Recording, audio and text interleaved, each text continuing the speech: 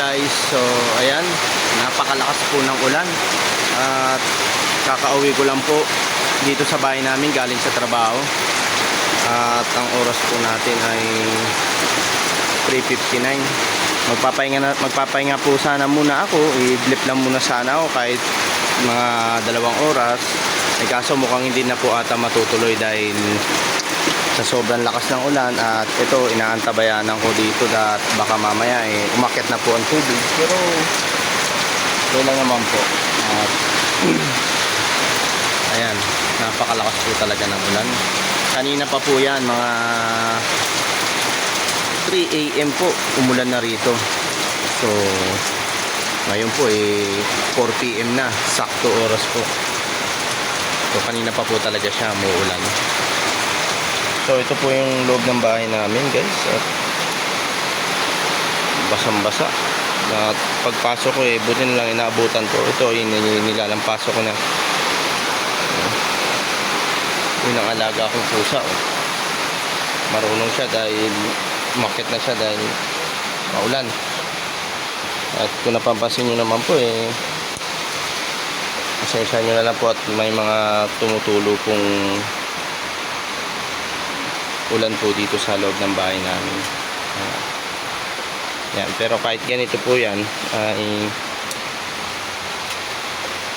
masaya pa rin po kami rito sa aming tahanan.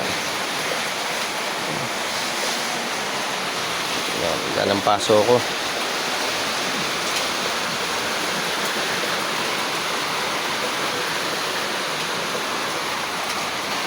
Ayun, natulo guys. Yan. Pag tuwing naulan lang naman yan, yun, yung mga nakasahod na po yan. Tingnan ninyo kung gaano kasama ang panahon. Grabe ang lakas talaga ng ulan.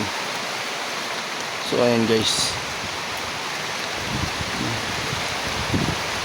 ang dilim po ng panahon. Ayan.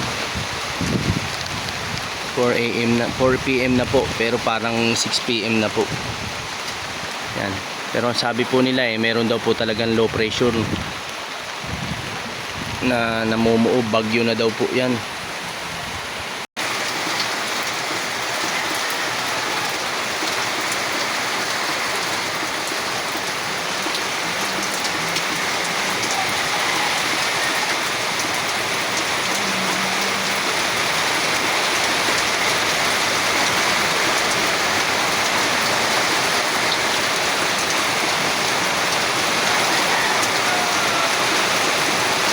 So guys, ingat po kayo palagi lalo na tag-ulan po ngayon dito po sa mapa probinsya man po o mapa sa Maynila po o kahit saan po man kayong lugar dito sa Pilipinas. Mag-ingat po kayo dahil lalo na po sa mga pumapasada, sa mga motorista po. Dahan-dahan lang po kayo sa pagpapatakbo po ng inyong mga sasakyan at mga motor dahil madulas po ang kalsada. Okay, at siguraduhin nyo na po na